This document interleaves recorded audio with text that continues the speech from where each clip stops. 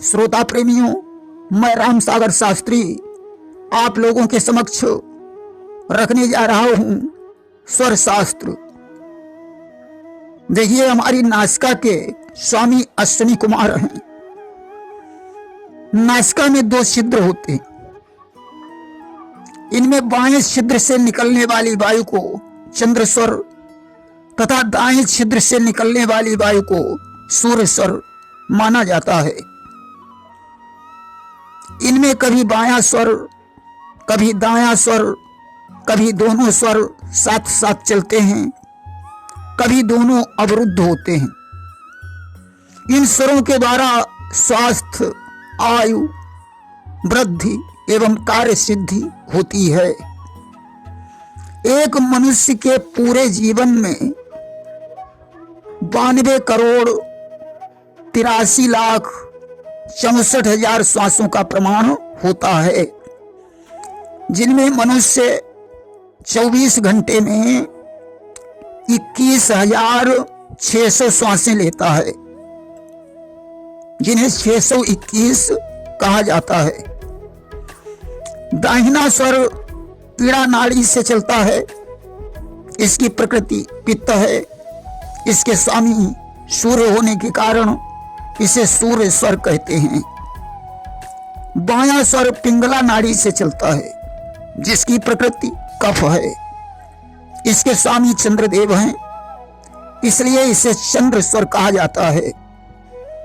जब सुषुम्ना नाड़ी से दोनों स्वर एक साथ चलते हैं तो इनकी प्रकृति वायु होती है। तब इनके स्वामी राहु और शनि होते हैं। या हम यह भी कह सकते हैं कि ईड़ा नाड़ी की प्रकृति पित्त है, जिसके अधिष्ठाता सूर्य हैं। पिंगला नाड़ी की प्रकृति कफ है, जिसके अधिष्ठाता चंद्र हैं। सुषुम्ना नाड़ी की प्रकृति वायु है, जिसके अधिष्ठाता शनि राहु हैं। मनुष्य का शरीर क्रमशः आकाश, अग्नि, वायु, जल, पृथ्वी इन तत्वों से निर्मित होता है। वायु, जल, अग्नि, पृथ्वी, आकाश जब क्रमशः ध्वंस हो जाते हैं तो शरीर ही बचता है।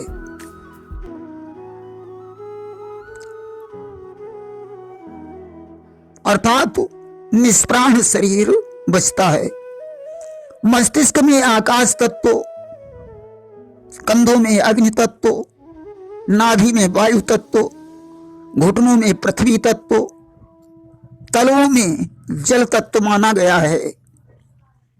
नासिका के द्वारा मनुष्य प्राण वायु यानी ऑक्सीजन फेफड़ों तक पहुंचाता है। नाड़ियां उसे पूरी देह में परिभ्रमण कराती है। फिर इसी नासिका द्वारा नाड़ियों के सहयोग से निष्प्राण वायु अर्थात कार्बन डाइऑक्साइड बाहर निकल जाता है। इससे संतुलन बना रहता है। जब प्राण वायु का संतुलन नहीं हो पाता तो देह निष्प्राण हो जाती है। मानव शरीर में ऊर्जा कारक 7 चक्र हैं। नंबर 1 मूलाधार चक्र, जिसके अधिष्ठाता सूर्य हैं। निवास दाहिना नेत्र, तत्व पृथ्वी। 47 करोड़ 30 लाख 40,000 प्राण हैं। स्वाधिष्ठान चक्र नंबर 2 में आता है। इसके अधिष्ठाता चंद्र। निवास वाम नेत्र, तत्व जल तथा 78 करोड़ 84 लाख इसके प्राण माने जाते हैं। नंबर 3 मणिपूरक चक्र, इसके स्वामी मंगल। निवास रक्त, तत्व अग्नि। 55 करोड़ 18 लाख 80,000 प्राण हैं। नंबर 4 अनाहत चक्र, इसके स्वामी बुध। स्थान मांस, तत्व वायु। 14 करोड़ 19 लाख 12,000 प्राण हैं। नंबर 5 विशुद्ध चक्र, इसके स्वामी गुरु, स्थान मांस और रक्त, तत्व है आकाश। 12,61,44,000 इसके प्राण माने जाते हैं। नंबर 6 आज्ञा चक्र, इसके स्वामी शुक्र, स्थान अस्थि, तत्व है जल। 14,97,96,000 प्राण हैं। नंबर 7 अरविंद चक्र, इसके स्वामी शनि, निवास है मज्जा, तत्व वायु। 13,40,28,000 प्राण इसके माने जाते हैं। इसके अतिरिक्त नंबर 8 में कुंडलिनी आती है, इसके स्वामी राहु, स्थान स्नायु और सिरा, तत्व है वायु।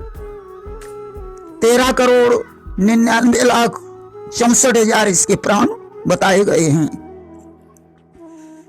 नंबर 9 मस्तिष्क द्वार, इसके स्वामी केतु हैं, निवास स्नायु और द्रव है, तत्व वायु और जल मिश्रित है।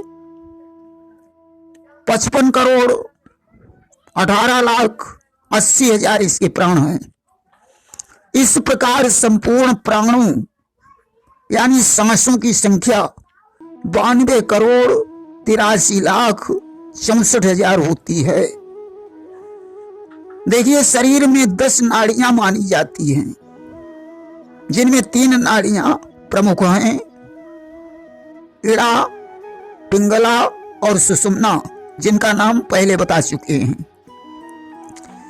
इड़ा बाएं भाग में, पिंगला दाएं भाग में, सुषुम्ना मध्य भाग में, गांधारी बाएं नेत्र में, हस्तजिह्वा दाएं नेत्र में, यशस्विनी बाएं कान में, पूखा दाहिने कान में, अलम्बुसा मुख में, कुहू लिंग योनि में तथा शंखिनी नाड़ी गुदा में पाई जाती है। इन्हीं नाड़ियों के हिसाब से 10 प्राण होते हैं। नंबर 1 प्राण, स्थान हृदय, इसकी मूल नाड़ी है इड़ा। नंबर 2 अपान, स्थान गुदा, मूल नाड़ी पिंगला है। नंबर 3 समान, स्थान है नाभि। नंबर 4 उदान, जिसका स्थान है कंठ। नंबर 5 व्यान, इसका स्थान है सर्वव्यापी। नंबर 6 नाग, स्थान है बायां नेत्र खोलने में। नंबर 7 कूर्म, इसका स्थान दायां नेत्र खोलने में होता है। नंबर 8 कृकल, स्थान है छींकने में, इसकी मूल नाड़ी सुषुम्ना है। नंबर 9 देवदत्त, स्थान है जमाई। नंबर 10 धनंजय, स्थान है सर्वव्यापी, यह मृत शरीर में भी रहता है। देखिए, जब दोनों स्वर एक साथ चलते हैं तो कुंडलिनी का स्वर होता है।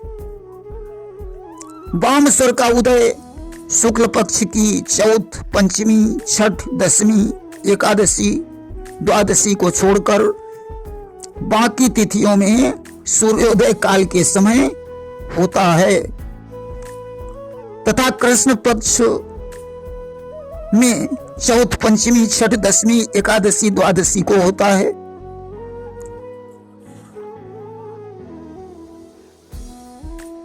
इसी प्रकार वाम स्वर का विपरीत तिथियों में उदय सूर्योदय काल में होता है।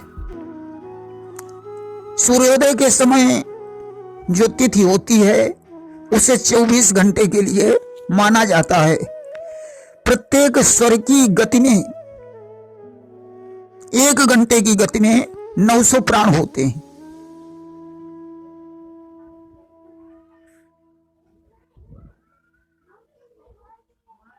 इसमें 20 मिनट पृथ्वी तत्व, 16 मिनट जल तत्व, 12 मिनट अग्नि तत्व, 8 मिनट वायु तत्व, 4 मिनट आकाश तत्व रहता है।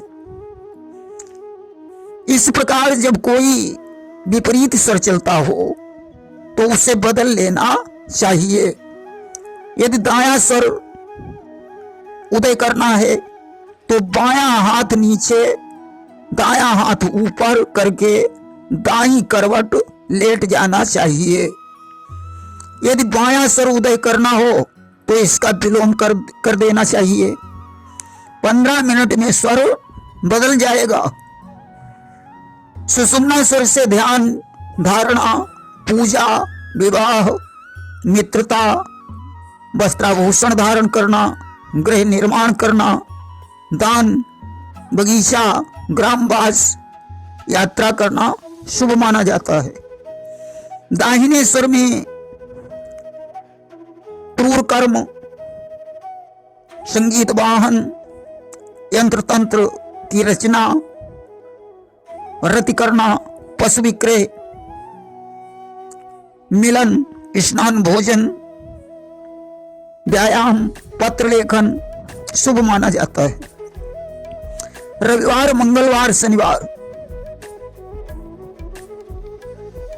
अग्नि वायु तत्व में, पृथ्वी एवं जल तत्व में ये सब कार्य किए जाते हैं। देखिए, भाग्योदय करने के लिए सूर्योदय के 30 मिनट पहले उठें। जिधर का स्वर चले उधर का हाथ अपने मुख पर फिराएं।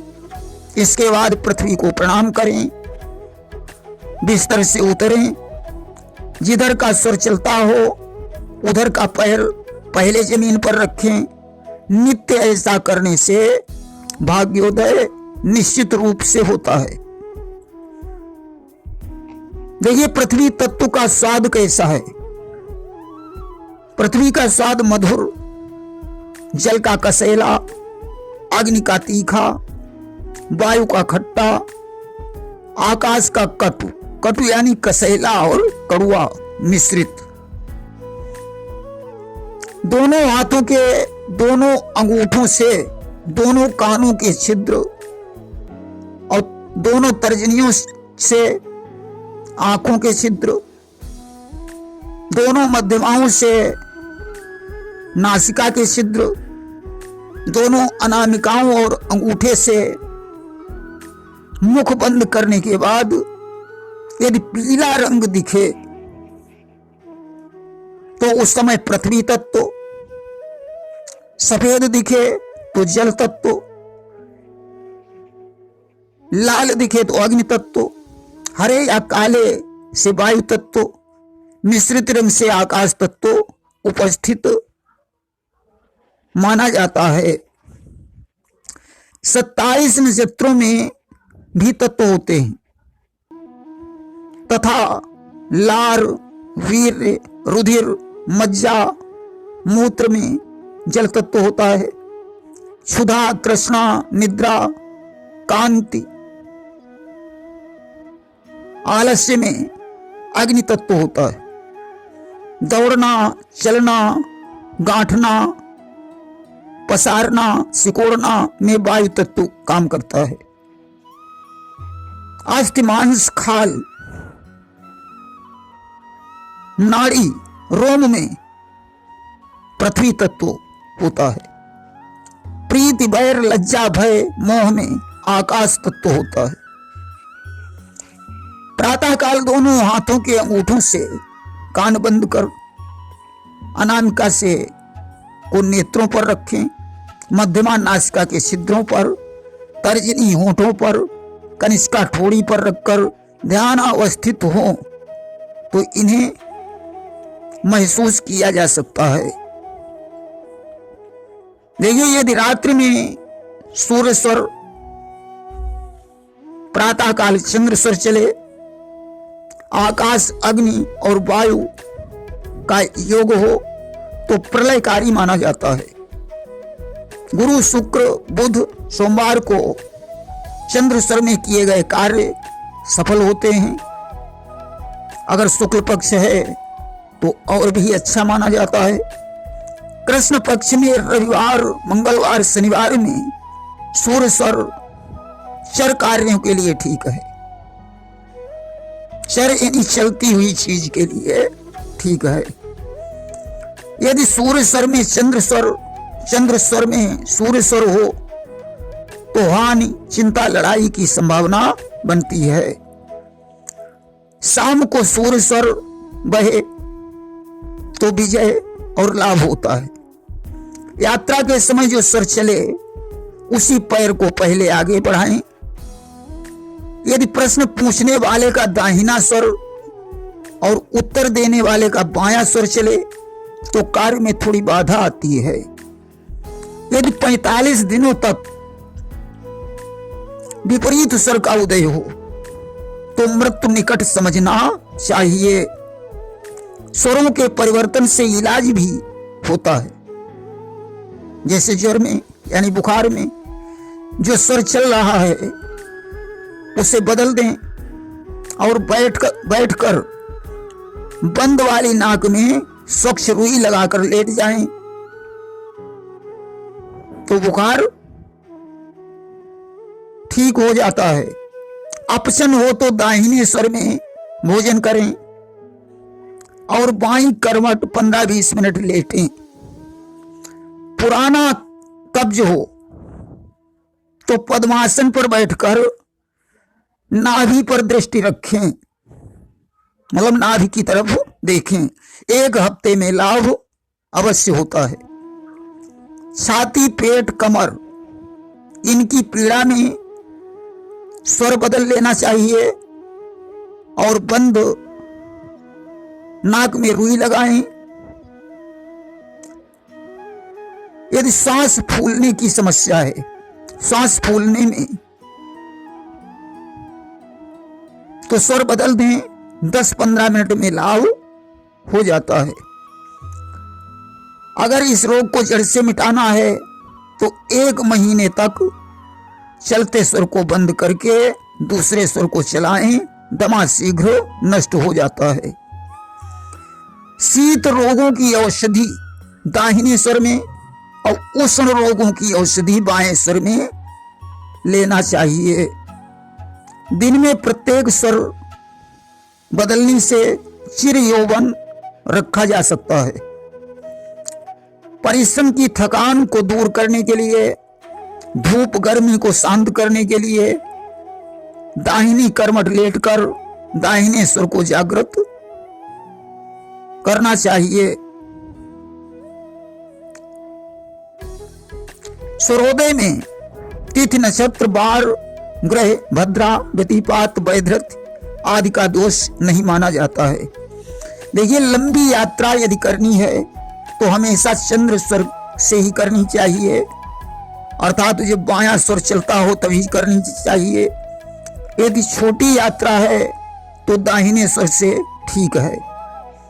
यदि रोगी दिन भर सूर्य स्वर को रोके तो मृत्यु भी टल सकती है। पुरुष का दक्षिण स्वर और स्त्री का वाम स्वर और पृथ्वी तत्व हो तो ऋतु धर्म से विषम रात्रि में संसर्ग होने से पुत्र संतान प्राप्त होता है। यहां तक कहा गया है कि इड़ा सुषुम्ना के स्वर में अग्नि तत्व के समय बंध्या स्त्री भी गर्भवती हो सकती है। देखिए, कार्य सिद्धि के लिए जो स्वर चल रहा हो वही पैर आगे रखें, परंतु उस समय पृथ्वी या जल तत्व का योग होना चाहिए। खास तौर से यहाँ हम ये कहेंगे कि दिन में वाम स्वर, रात्रि में दायां स्वर शुभ माना जाता है। इस प्रकार स्वर शास्त्र एक बहुत बड़ा विज्ञान है।